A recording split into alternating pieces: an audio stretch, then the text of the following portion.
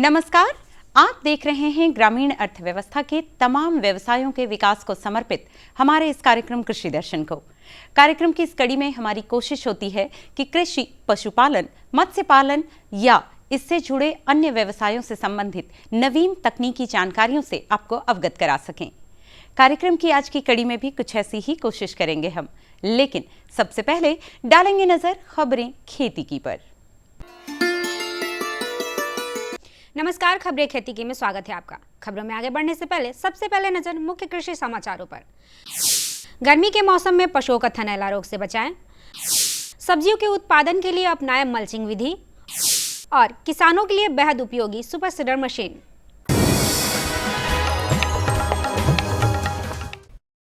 पशुपालक भाई बहनों, इन दिनों जिस तरह मौसम में गर्मी तेजी से बढ़ रही है, ऐसे में आप अपने पशुओं के रखने वाले जगहों की साफ सफाई पर विशेष ध्यान रखें, क्योंकि गंदगी के कारण कई विषाणु जनित बीमारियां होने की संभावना रहती है।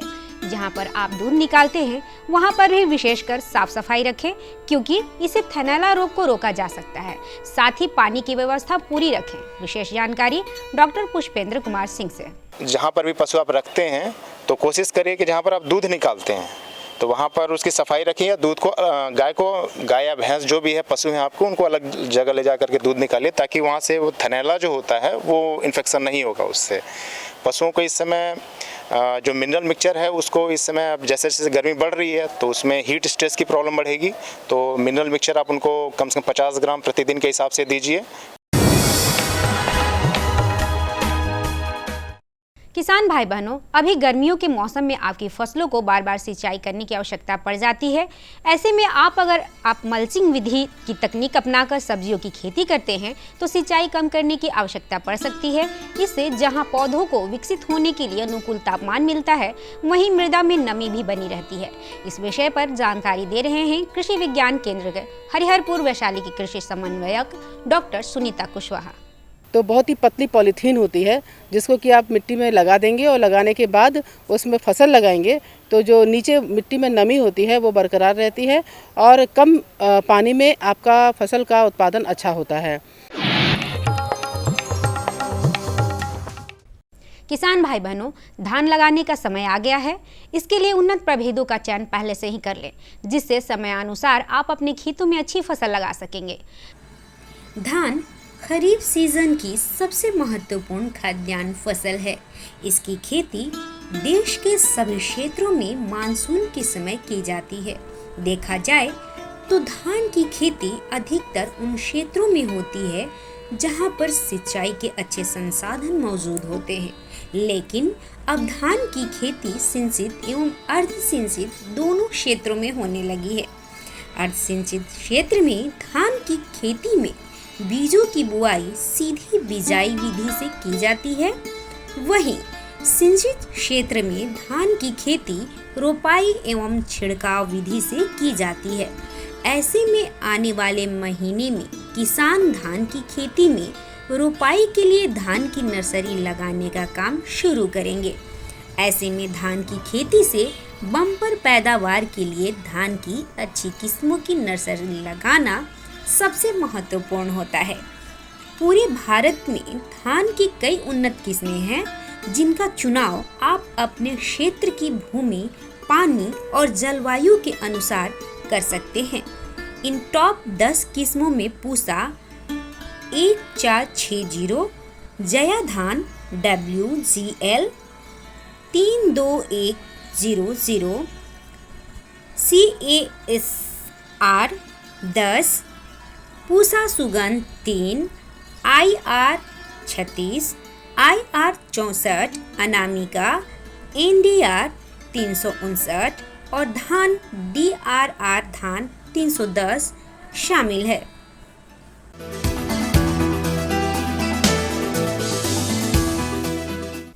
सफलता की इस महत्वपूर्ण कड़ी में जुड़ रहे हैं ग्राम यशोपुर प्रखंड लालगंज जिला वैशाली के क्रमठ किसान रामदयाल पटेल। इनका कहना है कद्दू सब्जी की खेती करके अच्छे मुनाफे आ रहे हैं, जो लागत मूल्य से दोगुनी हो रही है। इसी खेती से घर परिवार का भरण पोषण चलता है। आइए जानते हैं उनकी सफलता की कहानी, उनकी ही जुबानी। कद्दू का खेती कर रहा हूँ और जैसे सब्जी है, गोभी है, और कद्दू का उत्पादन कर रहा हूँ और अच्छे ढंग से कर रहा हूँ।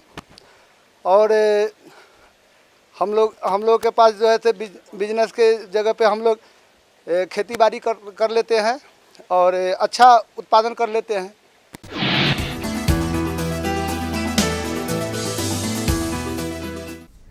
किसान भाई बहनों, कृषि में यंत्रों का प्रयोग कार्य को सरल और सफल दोनों ही बनाता है।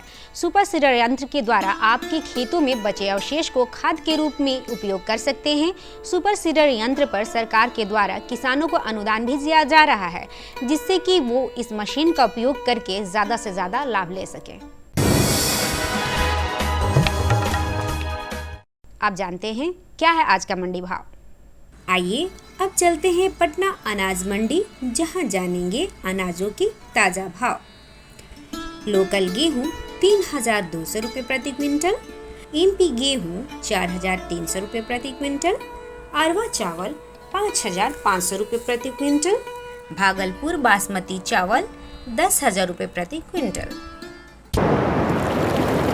अब समय है मौसम पूर्वानुमान का। मौसम विभाग से प्राप्त जानकारी के अनुसार कल राजधानी पटना का अधिकतम तापमान 40 डिग्री सेल्सियस एवं न्यूनतम तापमान 31 डिग्री सेल्सियस रहने की संभावना है। खबरें खेती की में अभी आप जान रहे थे मौसम के मिजाज के बारे में, लिया अपने जायजा मंडी के भाव का, जाना अपने नवीनतम तकनीकों और उपकरणों के बारे में, और साथ ही साथ आप रूबरू हुए अपने ही एक सफल साथी के सफलता के राज से भी। हमारी कोशिश होगी, हमारा ये उद्देश्य है कि अगली कुछ कड़ियों में आपकी सफलता की कहानी हम आपके बाकी साथियों तक पहुंचा सकें। चलिए कार्यक्रम के सिलसिले को बढ़ाते हैं आगे, और अब बारी है इस भेंट वार्ता की, जिसके जरिए हमारी कोशिश होती है कि हम अपने विशेषज्ञ से आपको मिलवा सकें और कुछ नई जानकारियां आप तक पहुंचा सकें। पशुपालन में विविध तरह के पशुओं के पालन के बारे में जानकारी आपसे हम साझा पहले के कड़ियों में कर चुके हैं, और आज की कड़ी में हम बात करेंगे ऊंट के पालन की। हाँ, ऊंट का मरुभूमि में एडॉप्टेशन, उनका प्रबंधन और उनके रख रखाव के बारे में लेते हैं जानकारी अपने विशेषज्ञ से। किसान बंधुओं नमस्कार। ऊंट का जब भी हम बात करते हैं हमें रेगिस्तान याद आता है, और प्राकृतिक तौर पर यह रेगिस्तान का ही पशु भी है। लेकिन जब हमारे किसान इसे पालन पोषण करने के लिए अपने घरों में लाते हैं, तो एक तरह से यह कृत्रिम वातावरण या उसके रख रखाव में किस तरह का हमें ध्यान देने की आवश्यकता पड़ती है, उसके भोजन में, उसके खान पान में, उसके आवास में, इन चीज़ों पे हमें बेहद ज़रूरी ध्यान देने की आवश्यकता है।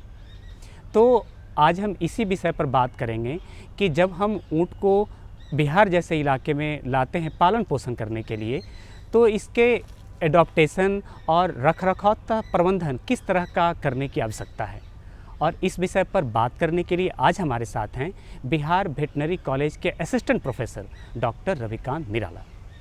किसान भाइयों को बहुत बहुत नमस्कार। दिनेश जी बहुत अच्छा सवाल पूछे हैं ऊंट के बारे में। आमतौर पे जानवरों में कैटल, बफलो, सीप, गोट की बात तो की जाती है, कुछ फेलाइन एनिमल्स की बात होती है, डॉग की, कैनाइन की बात होती है, लेकिन ऊंट का कितना योगदान है भारत की इकॉनमी में, ये हम इमेजिन नहीं कर सकते हैं।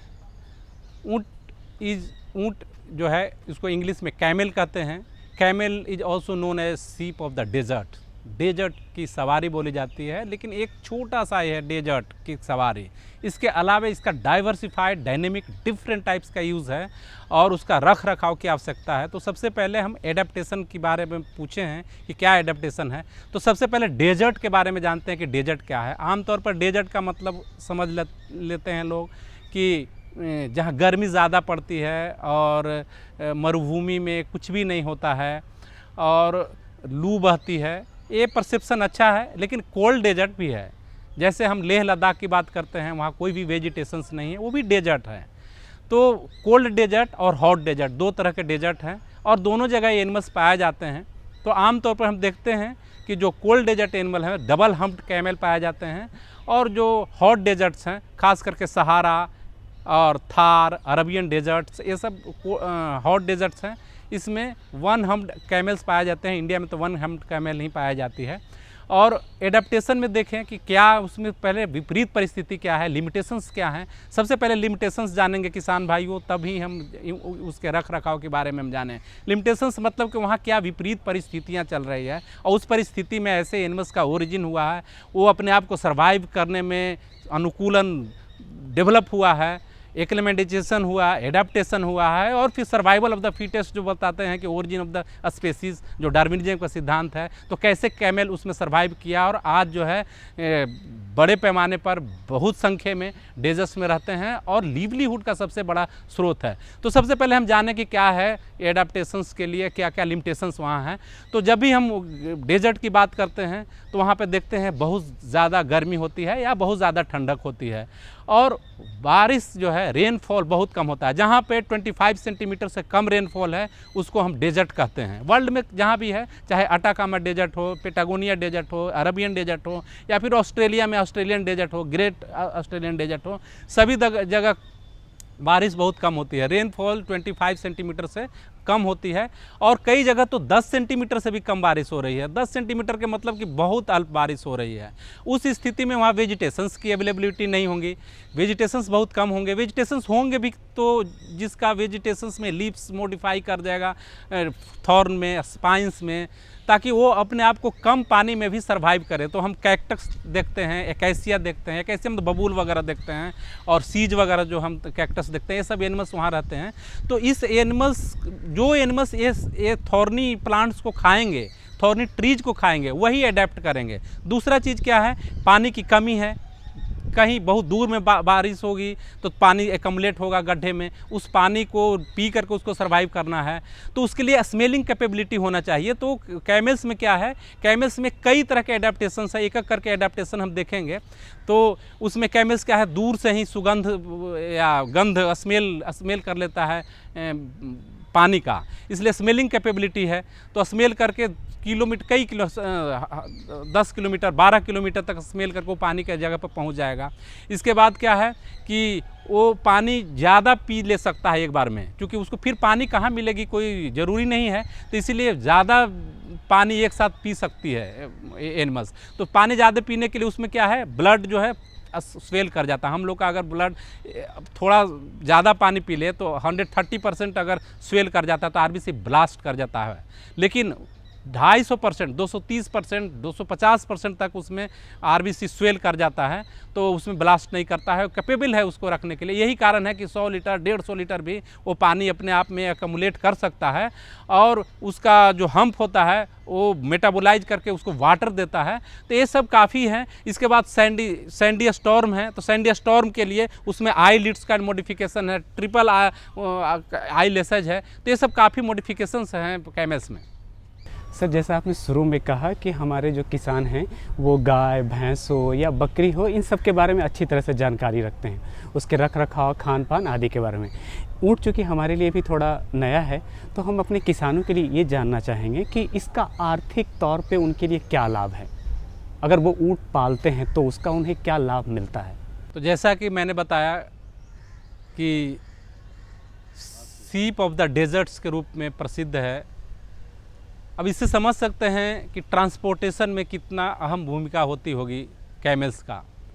इसके अलावा कई तरह के प्रोडक्ट्स हैं कैमल्स का।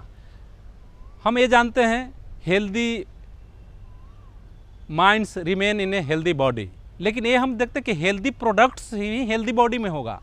डिफरेंट टाइप्स के वेजिटेशंस खाते हैं, ट्रीज़ खाते हैं, हर्ब्स है, श्रब्स है, थॉर्नी है, जो भी प्लांट्स हैं, बहुत सा जो इंग्रेडिएंट्स है, बहुत सा मिनरल्स हैं, रेयर एलिमेंट्स हैं, वो हम लोग ऐसे नहीं इंटेक कर सकते हैं। लेकिन कैमल्स उसको खाती है, तो जब कैमल उसको इनपुट्स लेगी तो उसके मेटाबॉलिक पाथवे में जाएगा और कई तरह के प्रोडक्ट्स उसके बनते हैं। उसके मिल्क से भी प्रोडक्ट बनते हैं, बहुत सा उसके मीट भी लोग खाते हैं। तो उसका जो मिल्क है उसमें कई तरह के इंग्रेडिएंट्स हैं। जैसे हम लोग डेंगू वगैरह में सुनते होंगे कि बकरियां का दूध काफ़ी न्यूट्रिशियस है और काफ़ी फ़ायदेमंद है। इसलिए फ़ायदेमंद है कि कई तरह के वो भी हर्ब्स, श्रब्स, ट्रीज को इनपुट्स में लेता है, वो खाता है, ब्राउजिंग करता है। तो उस स्थिति में जो एलिमेंट्स 10 से 5 एलिमेंट्स हम हर्ब्स सिर्फ आ रहे हैं जो कैटल बफलोस में मिलता है, तो गोट में काफ़ी है। उसी तरह से कैमल्स में भी 50 तरह के मिनरल्स होंगे जो ऐसे आमतौर पर नहीं हैं, तो उसके मिल्क में ये प्रोडक्ट्स हैं।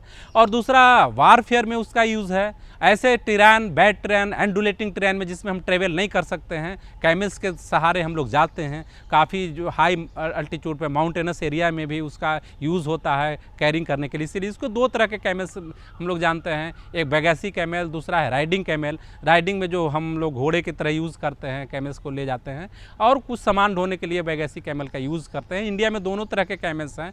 2 हम्प्ड कैमल, 1 हम्प्ड कैमल ये भी पाया जाता है। तो जो भी कोल्ड डेजर्ट्स क्लाइमेटिक कंडीशन में है, खास करके सेंट्रल एशिया में, तो 2 हम्प्ड है। इंडिया में जो थार डेजर्ट में पाए जाते हैं 1 हम्प्ड है। उसको 1 हम्प्ड कैमल्स को हम बिहार में ज़्यादातर देखते हैं कि बिहार में लोग लाते हैं। उसका कई तरह के है, खास करके जो डिफरेंट टाइप्स के फेलिसिटेशन हैं, खुशियों का पर्व है और शादी वगैरह में है, उसमें हम देखते हैं कि कैमल्स वगैरह का काफ़ी यूज़ करते हैं। और कुछ जैसे जमुई एरियाज़ में है जहाँ पर थॉर्नी प्लांट्स ज़्यादा है, कैसिया ज़्यादा है, रेनफॉल का थोड़ा कम है, माउंटेनस है, उसमें काफ़ी सूटेबल है, यहाँ पर कल्टीवेट किया जाता है। और इसमें सबसे इम्पॉर्टेंट है कि किसी तरह के जो भी अवेलेबिलिटी घर में ग्रेन्स हैं, लेग्यूम्स है, कुछ भी है, वो खा करके अच्छा से प्रोडक्टिविटी होती है, ग्रोथ कर सकता है, परफॉर्मेंस कर सकता है। गर्मी हो, ठंडा हो, किसी भी क्लाइमेटिक कंडीशन में एडेप्ट कर सकता है, रह सकता है। तो इसीलिए यहाँ इकोनॉमिक इम्पोर्टेंस काफ़ी है। कई तरह के इकोनॉमिक इम्पोर्टेंस है, ट्रांसपोर्टेशन का इम्पोर्टेंस है, फूड में इम्पोर्टेंस है। वैसे जहाँ पे कुछ भी नहीं पाया जाता है वहाँ पर वो खा करके एक हेवनली प्रोडक्ट्स, एक अच्छे प्रोडक्ट जिसको कहते हैं दूध जैसा अमृत प्रोडक्ट देता है, उसका मीट खाते हैं, उसका ब्लबर का यूज वो जो हम्प के रूप में फैटी जो एडिपोज टिश्यू है। तो कई तरह के प्रोडक्ट्स इसके बनते हैं। इसके जो हेयर्स हैं, हेयर्स का ब्रिसल्स के रूप में यूज़ किया जाता है। और घर में जो हम लोग दीवार पर पेंटिंग कराते हैं, उसमें जो साफ़ करते हैं, उसमें भी यूज है। और उसका लिगामेंट्स है, लिगामेंट्स का भी यूज होता है। तो मल्टीफेरियस यूज है, कई तरह के प्रोडक्ट्स इससे बनते भी हैं। इसके मिल्क से काफ़ी तरह के प्रोडक्ट्स है। क्यूमिस है जो काफ़ी इंपॉर्टेंस है, इंटरनेशनल मार्केट में काफ़ी डिमांड है, because of the different types of ingredients available in the milk of camels, because of different types of inputs in their food. तो कई तरह की चीज़ें हैं, प्रोडक्ट हैं, इसका इकोनॉमिक इंपॉर्टेंस है और आजकल ज़्यादा ही बढ़ रहा है, क्योंकि इसका मिल्क में एंटी कैंसरस प्रोडक्ट देखा गया है और कैंसर में काफ़ी राहत होता है। तो इसके चलते भी इसका काफ़ी डिमांड हो रहा है। 1000 रुपीज़, 1500 रुपये केजी इसका मिल्क मिल रहा है और ज़्यादा ही डिमांड है। और दिनों दिन इसका प्रोडक्टिविटी बढ़ रही है और लोग इसको कल्टीवेट कर रहे हैं, घर में पाल रहे हैं। तो इसके लिए डेजर्ट क्लाइमेटिक कंडीशन के अनुसार जो थॉर्नी प्लांट्स है इसको भी हम लोग अवेलेबल कराते हैं। और इस तरह से हम काफ़ी चीज़ें उनको हम लो इनपुट्स में हम कल्टीवेट कर सकते हैं। ये हमारे जो पशुपालक हैं, ऊँट किस तरह से उनको आर्थिक तौर पे समृद्ध करने में काम आ रहा है, इसके बारे में बताया। अब बात कर लेते हैं सर रख रखाव का। अगर हमारे पशुपालक कोई ऊँट को अपने घरों में पाल रहे हैं तो उसका आवास प्रबंधन कैसे करना है, उसका आहार प्रबंधन में क्या ध्यान रखना चाहिए? किसान भाइयों, जैसा हम लोग जानते हैं, resources are not but they become, Zimmermann का स्टेटमेंट है और आमतौर पर लागू भी होता है कि रिसोर्स होता है नहीं है बल्कि बनाया जाता है। हम आमतौर पर फंगस जैसे बहुत सारे ऐसे हर्ब्स और फंगस को देखते हैं, इसका कोई यूज़ नहीं पता है, लेकिन जैसे ही साइंटिस्ट उसके जो डिफरेंट टाइप्स के इंग्रेडिएंट्स निकालते हैं तो पता लगता है इसमें तो एंटीबायोटिक प्रॉपर्टी है, इसमें तो इम्यूनोजेनिक प्रॉपर्टी है, कई तरह के इंग्रेडिएंट्स इसमें हैं जो बॉडी के मेटाबॉलिक पाथवे को स्ट्रॉन्ग करता है और काफ़ी फ़ायदेमंद है, काफ़ी डिजीज में राहत देता है। तो उसी तरह से हम एनिमल्स को भी सिलेक्ट करते हैं। बहुत सारे एनिमल्स के बारे में पता ही नहीं है, उसका दूध भी नहीं खाते हैं, मीट भी नहीं खाते हैं, बहुत सा प्रोडक्ट्स नहीं खाते हैं। तो जब उसके बारे में जानकारी हो जाती है तो वो रिसोर्स बन जाता है। आमतौर पर हम देखते हैं कि टेम्परेट एनिमल्स जो है, जहाँ ठंडक बहुत ज़्यादा होती है, तो वहाँ पे प्रोडक्टिविटी सभी एनिमल्स में ज़्यादा है। जो छोटे से हम अगर हम हनी बीज से लेकर के बड़े से एनिमल्स को देखें तो प्रोडक्टिविटी ज़्यादा है। अगर हम इंडिया में देखें तो जहाँ tropical climatic condition, hot humid climatic condition है, तो हनी बीज भी उसके कॉम में 3 से 4 केजी उससे हनी निकालते हैं, लेकिन उसमें 16 केजी 17 केजी निकालते हैं। उसी तरह से सभी एनिमल्स में, हम टेम्परेट एनिमल्स में अगर हम गाय देखते हैं तो 88 लीटर तक मैक्सिमम मिल्क इसका देखा गया है टेम्परेट में। जहाँ हम यूरोप की बात करते हैं, इजराइल में इवन कल्टीवेट करके उसको लिया गया है। तो आज हम कैमल की क्यों बात नहीं करें, जो डेजर्ट क्लाइमेटिक कंडीशन में, उसको हम बिहार जैसे स्टेट में क्यों नहीं कल्टीवेट कर सकते हैं। जब हम गाय को ला करके यहाँ क्रॉस ब्रीडिंग करा रहे हैं और उससे अच्छे अमाउंट में हम मिल्क प्रोडक्शन कर रहे हैं, जो एवरेज मिल्क प्रोडक्शन यहाँ पर 1/2 लीटर के आसपास था 20 साल पहले, जो खास करके जो छोटे छोटे एनिमल्स यहाँ पे रहते थे, आज क्रॉस ब्रीड करा करके हम 20 लीटर 30 लीटर भी एनिमल देख रहे हैं। बिहार में ही एक शो हुआ था जिसमें 41 लीटर का रिकॉर्ड्स देखा गया था। तो कहने का मतलब है कि हम क्लाइमेटिक एडेप्टेशन दे करके उसमें इंटरवेंशंस करके हम प्रोडक्टिविटी ले सकते हैं, उसके प्रोड्यूस का यूज कर सकते हैं। तो कैमल्स का भी जो है हम कल्टीवेट कर रहे हैं और बिहार में भी काफ़ी बड़े पैमाने पर कैमल्स को लोग कल्टीवेट कर रहे हैं। जिस तरह से गिर गाय को लाया जा रहा है, वो भी तो डेजर्ट ऑलमोस्ट गुजरात में डेजर्ट क्लाइमेटिक कंडीशन में है, लेकिन यहाँ एडेप्ट हो रहा है, यहाँ कल्टीवेट कर रहे हैं और यील्ड दे रहा है। तो कैमल्स को भी कल्टीवेट यहाँ किया जा रहा है। बहुत लोग यहाँ कैमल को कल्टीवेट कर रहे हैं, खास करके इसके मिल्क का जो प्रोडक्टिविटी है और मिल्क में जो यील्ड, जो डिफरेंट कंपोनेंट्स है, काफ़ी न्यूट्रिशियस है, काफ़ी हेल्दी है और डिफरेंट डिजीज़ के लिए वो फ़ायदेमंद है, क्योंकि कई तरह के एलिमेंट्स हैं, मिनरल्स हैं और कई तरह के प्रोडक्ट्स हैं जो हम लोग को मेटाबॉलिज्म को बढ़ाता है, इम्यूनिटी को बढ़ाता है और ओवरऑल जो हेल्थ इंग्रेडिएंट्स उसको स्ट्रॉन्ग करता है। तो इसके लिए क्लाइमेटिक एडेप्टेशन में है, हाउसिंग इसको देते हैं, क्योंकि ये डेजर्ट का एलिमेंट है, तो इसलिए उसको ठंडक से ज़्यादा और गर्मी से ज़्यादा इसको बचाने की आवश्यकता नहीं होता है। लेकिन हम थैस रखते हैं, ओपन इन्वायरमेंट देते हैं ताकि उसको एयर एक्सचेंज अच्छा सा करें। न्यूट्रिशन में हम देखते हैं, जैसा कि आप बात किए, तो न्यूट्रिशन में लेगुमिनस प्रोडक्ट्स देते हैं, मोटे अनाज जो तो हम लोग नहीं खाते हैं वो भी खिलाते हैं। मोटा मोटी हम खाने में देखें तो 60% कार्बोहाइड्रेट देते हैं, 30% प्रोटीन देते हैं और वगैरह सॉल्ट और डिफरेंट टाइप्स के जो मिनरल्स हैं वो कंपोनेंट हम देते हैं। और इसको ठंडक में ठंडा से बचाते हैं। और गर्मी है तो गर्मी में हम वाटर का सप्लाई ज़्यादा देते हैं, मडिंग करते हैं, उसको थैचिंग करते हैं ताकि उसको डायरेक्ट रेडिएशन से बचाया जाए। इस तरह से हम कैमल को बिहार जैसे क्लाइमेटिक कंडीशन में हम एडाप्ट कर सकते हैं और अच्छा से वो प्रोडक्शन ले सकते हैं, चाहे वो जो जिस तरह का प्रोडक्ट हम उससे बनाएं।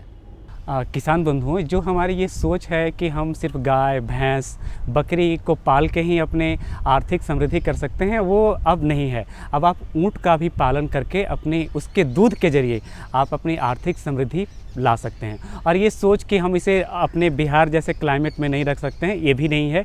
हम इस कंडीशन में भी उसको पाल सकते हैं। और जैसा कि हमारे विशेषज्ञ ने बताया कि इसकी चूँकि ये रेगिस्तान जैसे बहुत गर्म इलाके में रहता है, तो अपने बिहार में रखने में कोई दिक्कत नहीं है। और इसकी जैसा कि बताया आपको कि इसका दूध बहुत ही कैंसर जैसे रोग में भी काम आता है, बहुत डेंगू जैसे रोग में भी काम आता है, तो बहुत उपयोगी है। तो किसान बंधु, मैं उम्मीद करता हूं कि जो हमारे विशेषज्ञ ने आपको बताया है उसका आप उपयोग इसके पालन पोषण और रखरखाव में करेंगे। सर, आज आप कार्यक्रम में आए, इतनी अच्छी जानकारी दी, बहुत बहुत धन्यवाद। उम्मीद करते हैं कि आप इन जानकारियों का पूरा लाभ ले पाएंगे। कार्यक्रम की कुछ अगली कड़ियों में कुछ ऐसी ही अन्य जानकारियां नए विषय और नए विशेषज्ञों के साथ होंगे आपसे रूबरू। तब तक के लिए रखिए अपना और अपनों का ख्याल और दीजिए इजाजत। नमस्कार। हमारा पता है कृषि दर्शन, कमरा नंबर 203, द्वारा केंद्र निदेशक, दूरदर्शन केंद्र पटना, फ्रेजर रोड, पटना। हमारा ईमेल एड्रेस है directordkpatna@gmail.com और kddkpatna@gmail.com। ये बदलाव क्या है? बदलाव से हुआ क्या है? भैया, ये बड़े काम की चीज है। जब जब बदलाव आया है, अपने संग खुशहाली लाया है। इंसान की सोच में अगर बदलाव आ जाए तो सब कुछ मुमकिन है, सब कुछ संभव है। अब ये बदलाव फिर आ रहा है और इस बार ये देश के हर हिस्से की सूरत को बदल कर रहेगा। दूरदर्शन किसान, देश के किसानों का अपना चैनल, जल्द आ रहा है एक नए रंग रूप में।